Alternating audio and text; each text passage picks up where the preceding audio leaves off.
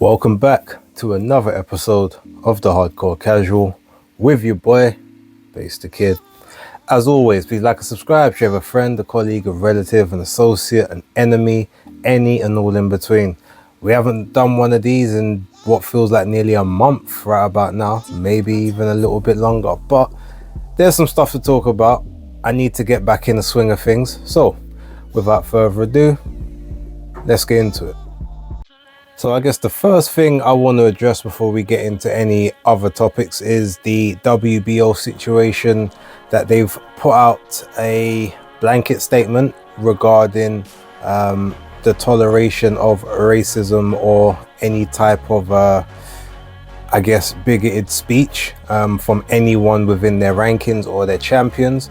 Now this, I believe, is as a result of the viral video that came out from Teofimo Lopez where he's in the gym, allegedly, supposedly using the N-word towards Terence Crawford. He claims that in that video he was saying the word liquor. I've seen the video, but I haven't listened to it intently to decide whether or not he's telling the truth or he's being ambiguous or whatever. My stance on him is the same as it's been for a while. In the ring, out of the ring, I think he's a piece of shit, if I'm gonna be honest. That being said, I like the stance that the WBO is taking, but it does sound a bit like lip service, and until they make an example of either him or someone else from within their rank standings, it's just going to sound like it is lip service and falling on deaf ears. Quite frankly, he's said and done enough stuff which has been racially insensitive at the very least, and definitely racist at the very worst, and offensive all the way through, for them to have already taken action if they really wanted to. So yeah, I'm not really too sure how they're going to proceed with this moving forward, but it does seem as at least they've now put out this blanket warning shot to everybody, and if anyone falls afoul of those of those terms and conditions and agreements, then yeah, I guess that's going to be the end of that. Obviously, as we do know, there is freedom of speech, especially within the US, but freedom of speech is not freedom of consequence, and freedom of speech itself is not a blanket term, which is something I found out the other day. It does have certain caveats and also certain times and places where it's not actually totally free, if that makes sense. So look, well, I guess we'll have to wait and see sort of how that shakes out, how that plays out. But yeah, I guess that's a decent way to at least start the video.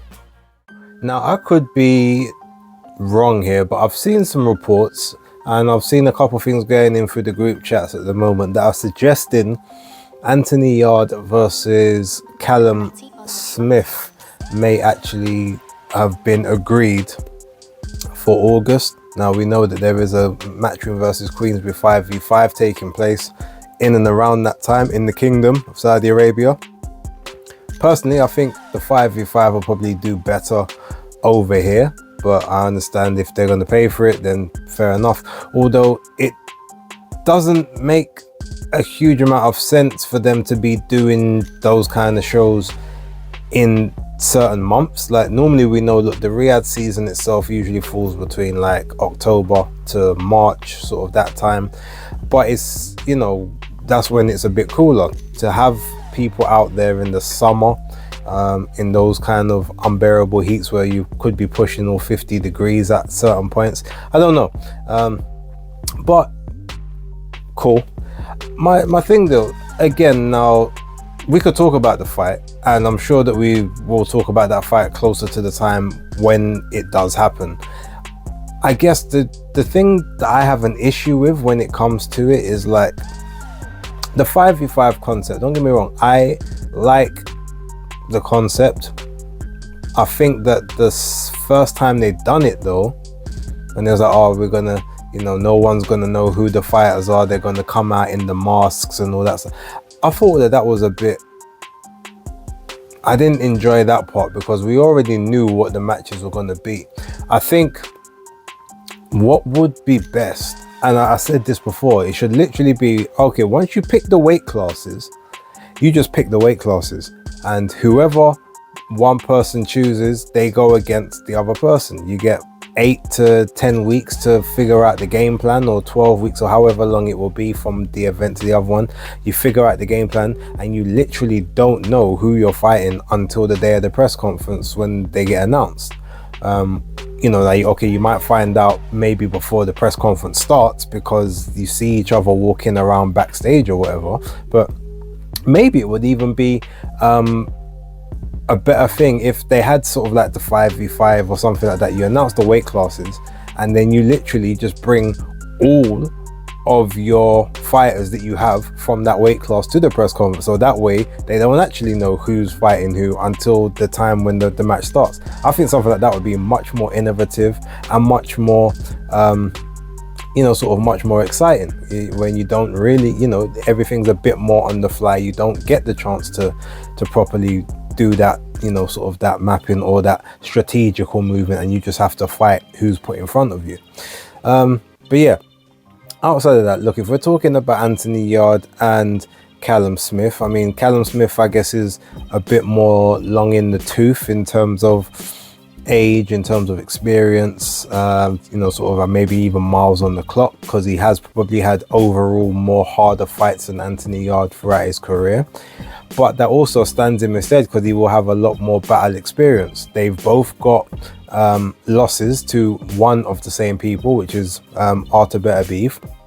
So both would have drawn the same amount of experience and whatnot from that. But then, you know, Callum Smith also has the Canelo Alvarez defeat. He's got the John Ryder victory, which probably should have been a defeat, you know, and sort of, you know, other sort of fights like that, Rocky Fielding. You know, there is enough, and obviously the Joshua Buatsi fight, which we just had. So there's a lot more names and a lot more, I guess, top end experience and battles that he could say he's been in, which would prepare him for a fight like this. Whereas obviously Anthony Yarde, you've got Beterbiev, you've got Kovalev, and then maybe you've got Lyndon Arthur, and then outside of that, there's not really much else that you can properly draw on and say, yeah, this is the one that's going to get me ready for that fight. So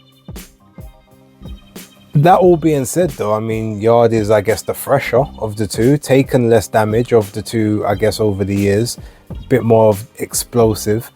So it's, you know, swings and roundabouts. It would actually be a fairly interesting fight. Now, I'm not going to say, but I definitely know who I pick in that fight, how I see the fight playing out, and I wouldn't be surprised if it plays out exactly as I predicted when the Buatsi and Smith fight played out. So yeah, I guess we'll have to wait and see. But if the fight is signed, fair enough. Look forward to it. Now, very interesting development has taken place between the Crawford and Canelo announcement that we were supposed to be having. Now, as far as I'm aware, there is a press conference or an initial start of a press conference taking place in June, and I think it will be in Riyadh, which is interesting. The fight was initially supposed to be on the 12th of September, which is a Friday, at Allegiant Stadium in Las Vegas. However, now it looks as if the date has been changed from Friday the 12th to Saturday the 13th. There were a lot of people I saw online basically saying that, you know, you can't have the biggest fight in boxing currently taking place on a Friday. That just goes to show you don't know anything about boxing or promoting or the US or whatever. I mean, look, that part I can't comment on as to, you know, if it would have been well received in that market, but we do know that the reason they didn't try to go for the Saturday, I think Allegiant Stadium has some college football taking place on that date. I mean, look, again, I'm not American. I've never really understood the idea of college sports being like so big to the country, to the nation, like on that, you know, on that television scale. to the point where you can't put another event up against the college basketball, college football. I guess maybe it's because those people who are in those are going to be like the next future stars of the NFL and the NBA or whatever. But I don't know, never really got it. But that being said, they tried to put it on the Friday, and it was supposed to be taken over by TKO, which Dana White was basically going to have on the plate. But from what I've heard, Dana White has basically said he would not do that fight in an arena. I mean, in a stadium, sorry. He would do it in an arena, which is interesting. He's also got a UFC taking place, I believe, in Mexico on the Saturday. And now if they've moved it to the Saturday, well, he can't be in two places at once. Can he logistically cover two shows at one time? Obviously, his show in Mexico is going to be, based on Mexican Independence Day. So he's going to want that to run, as a big, huge event for the UFC. But this is supposed to be a big, huge event for boxing, the biggest fight in current times, especially, between the two of the best of this era, and the person that wins will probably be crowned as the best of this generation before they bow out. So there's a lot on the line, and you say you don't want to do that on a Friday, cool, but now you don't have a stadium. So now what they're saying is they might be looking at site fees, and then whoever or whatever arena in Las Vegas potentially could have it. So they've said it would be either somewhere in the East Coast, maybe New York, LA, or Vegas. Now, of those three, I ain't gonna lie, Vegas is the best option for the pure fact that Vegas has the infrastructure to deal with tourism, and high volumes of tourism. New York ain't really great for that, to bring a large amount of people in any short space of time. And LA, I'm not sure. I've never been to LA, but I've been to both the other places, and I know which one I would have preferred overall. But with that being said, if you goes to one of those, for a fact, even the cheapest tickets are probably going to be like $2,500. When it was, if you was putting it at Allegiant Stadium, that's what 70,000-80,000 people can be in there. That you can actually, some people, even though they might be up in the bleachers, can barely see the ring, but you could at least get some affordable tickets, maybe in the top 2 or 3 bowls, and then everything sort of from the 3rd, 4th bowl and then the floor downwards is where the pricing really gets a bit mad. But you know what, I guess however it's going to work is however it's going to work. What is interesting is that now it may not be Dana White taking it on. It's no longer, from what we've seen, being promoted as a TKO promotion. It's now being promoted as a Riyadh season pay-per-view, which is very interesting. So does that mean that it will now be helmed by The Ring? Does that mean that Eddie Hearn will be tasked to run it? Will Frank Warren be tasked to run it? Will it be a collaboration of numerous? Will it maybe Oscar and Golden Boy be the lead promoters? Will it now have more cross promotion in terms of the fights on the undercard as well? There's a lot to really sort of try to work out and understand. So they said that I think there'll be some more information about it happening in the next week or so. So I'm looking forward to that, to find out exactly how it's going to run.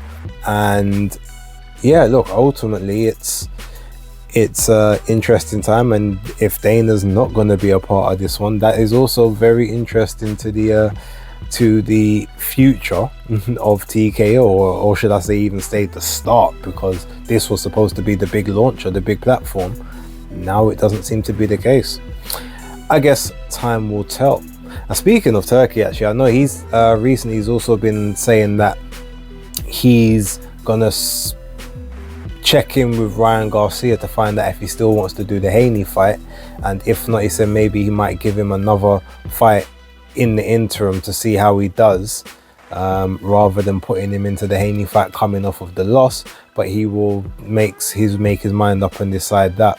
I think Bill Haney was on the Ariel Helwani show the other day. I haven't actually had a chance to watch it yet, but he said that he's you know, as far as he's concerned, they're all still locked in. They got a contract, so as far as they're aware, that's their next fight to do. But you know, I guess anything can happen. Both guys have almost got a little bit of redeeming to do in that sense. And I did see the clips of Bill saying, oh, it was a masterful performance. You know, we chose to be on the back foot. We chose to show that we can take the tools away and all of that stuff. And I get it. But by that same token, you still got to entertain. And if you're getting paid crazy amounts of money that you can't generate elsewhere, the least you could do is put on a bit of a spectacle. Yeah, don't get me wrong, like what, 12 rounds to 0, 11 to 1, 10 to 2 or whatever, but you still got to look somewhat appealing, because now you've probably hurt the stock to the point that you definitely can't lose your next bout. And that's where the problem comes. And now you're now in that mode where if you lose a fight, your market value, your appeal, your desire for people to watch you, all of it is in the toilet. Right now, the only desire that you have is the fact of the and maybe people wanting to see you lose that. As soon as that's gone, if you're not entertaining the crowds, that's where the problem's going to come. So I need them, even if they're saying that in public, oh yeah, we love that, I would hope that in the background at least, they are being honest with themselves, being like, yo, we can't do that again. We got to tighten up and we got to steady this ship. And in terms of Ryan, well, you guys already know my opinion on that, so I'm not really going to say much more. With that being said, I'm going to leave this one. There's going to be more videos coming throughout this week, especially now that there won't be a basis picks on Friday. I've decided I'm not doing it. But what I might do is I might give my prediction for Johnny Fisher and Dave Allen in another video at the end of it, just for kicks. But with that being said, thank you very much for watching. Don't forget to like, subscribe and share. But for right now, the Hardcore Casual out.